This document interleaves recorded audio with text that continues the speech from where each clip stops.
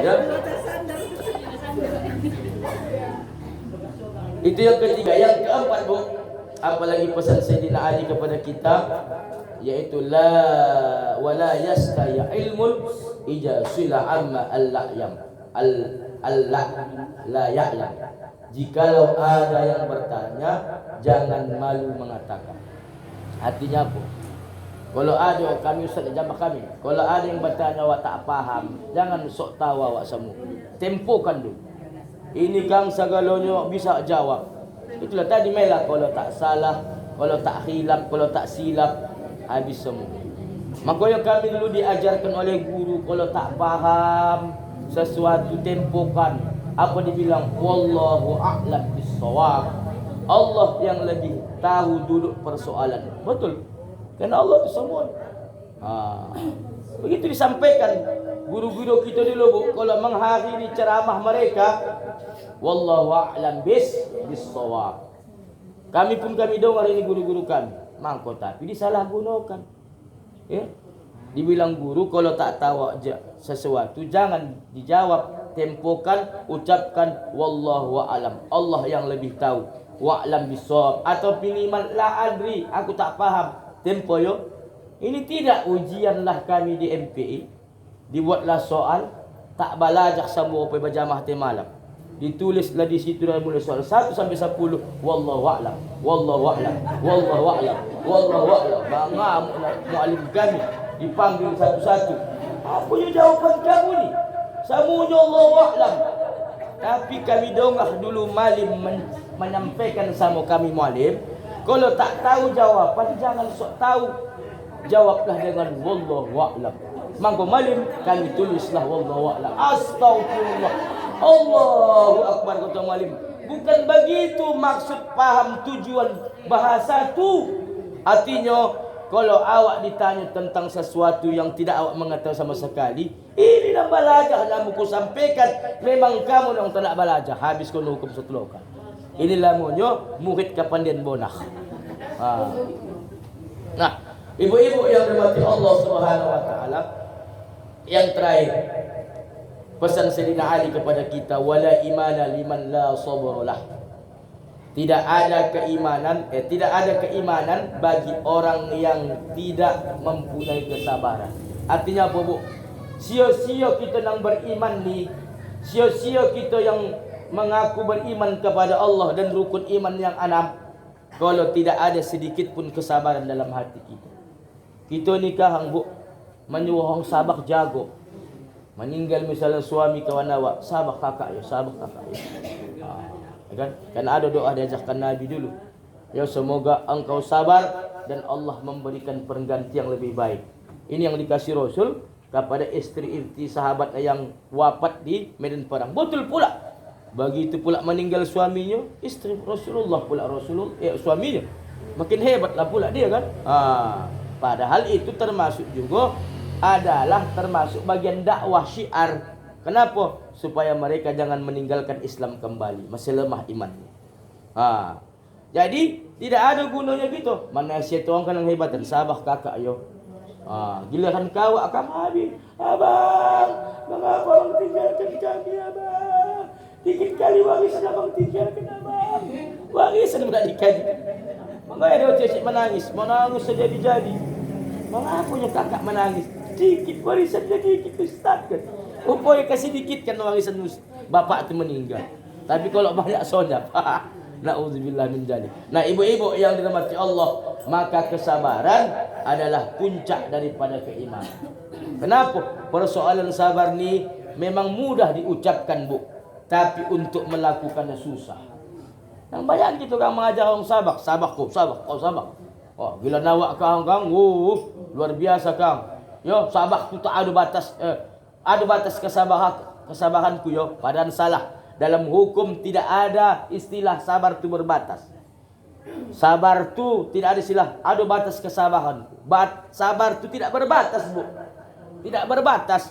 Ya, ini dialami oleh Sayyidina Abu Bakar juga. Ketika Rasulullah bertandang ke rumah Sayyidina Abu Bakar, datanglah seorang laki-laki Badui, dalam riwayat disebutkan. Yang pertama ketika dia datang, Bu, La salam wala kalam. Tak mengucapkan salam, tak apa nama istilahnya, tak tegur sapa. Langsunglah kotonya menghina keluarga keturunan daripada Sayyidina Abu Bakar. Sayyidina Abu Bakar pun sabar. Abu Bakar, begini kau begini. Sabar. Dan Rasulullah pun tersenyum. Tak mampan juga dihinanya pula istri Abu Bakar, dihinanya anak Abu Bakar. Abu Bakar pun sabar. Rasulullah tersenyum. Ya. Mohon maaf, salah. Terbalik. Pertama yang dihinanya Abu Bakar, Bu. Yang dihinanya Abu Bakar. Dia sabar. Kedua dihinanya pula anak keturunan istilahnya istri Abu Bakar. Tetapi yang terakhir yang tak sabar, Bu, dihinanya nenek moyang Abu Bakar. Inilah kenapa kita ni Kang, Bu, dihina kita sabar. Dihina lah kita sabar. Tapi kalau dibilang betul lah atau kau keturunan kau, baru kita tak sabar. Jadi Sayyidina Abu Bakar tadi dihina pribadinya, dia sabar. Rasulullah tersenyum. Mengapa tersenyum, Bu? Karena begitu Abu Bakar tadi dihina orang Badui, turun malaikat mendoakan dia, ya Allah, ampunkan dosa Abu Bakar, berikan dia rahmat-Mu. Begitu tadi yang kedua, dia menghina keluarga istri Abu Bakar, yang dokat-dokat, yang konten-konten saja anaknya. Rasulullah pun tersenyum, bertambah turun malaikat.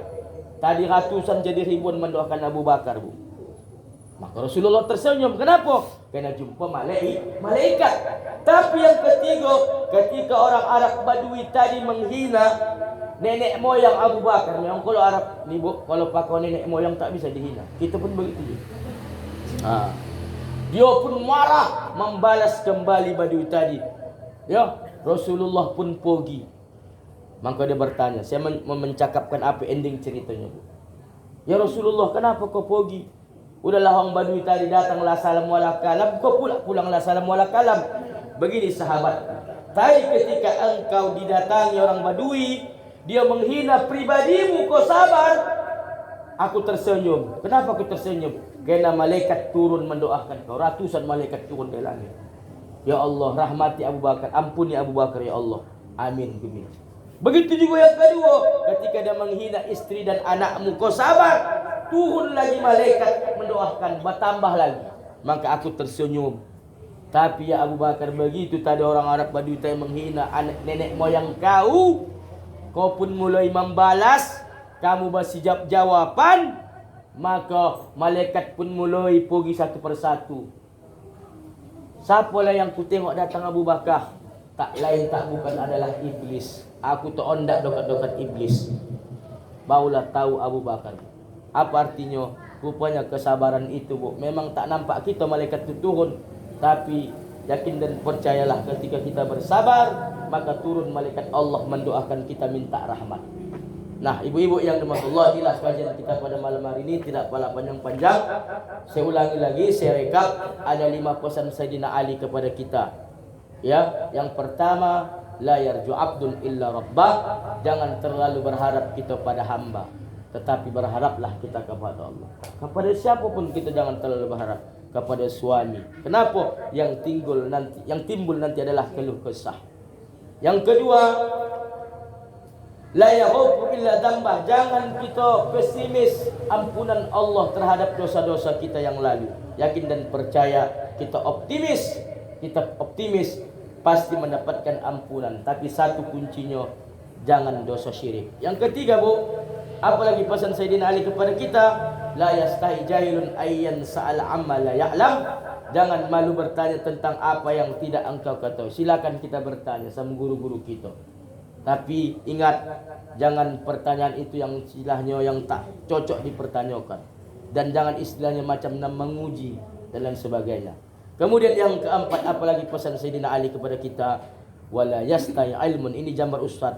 Jangan malu kita menunda ataupun menjawab sesuatu yang tak mampu kita jawab. Boleh ditunda dulu. Bahkan perlu saya sampaikan, Bu, Ustaz Sahlan juga dulu, ketika beliau dia tak mampu menjawab pertanyaan daripada kami, murid-muridnya, beliau bertempo kepada kami. Tidak ada salahnya, Bu. Tapi gaduh lagi kita kan Ustaz segala dia tahu. Segala persoalan dia tahu. Dari mulai saya bilang tadi lah, Donald Trump sampai Donald Bebek dia tahu. Hati-hati kita. Bisa saya nanti dia kalau tak salah, kalau tak silap, kalau tak khilaf, habis. Ya, yang kelima, wala imana liman la sabarlah. Puncak daripada keimanan itu adalah kesabaran. Maka kita mesti bersabar menghadapi segala sesuatu yang terjadi. Baik itu yang menyangkut keluarga, menyangkut kehidupan, menyangkut bangsa kita ini yang hari ini yang luar biasa cobaannya. Apa itu, Bu? Yaitu masalah harga-harga pangan yang melambung naik. Jadi kita bersabar. Ya, insyaallah.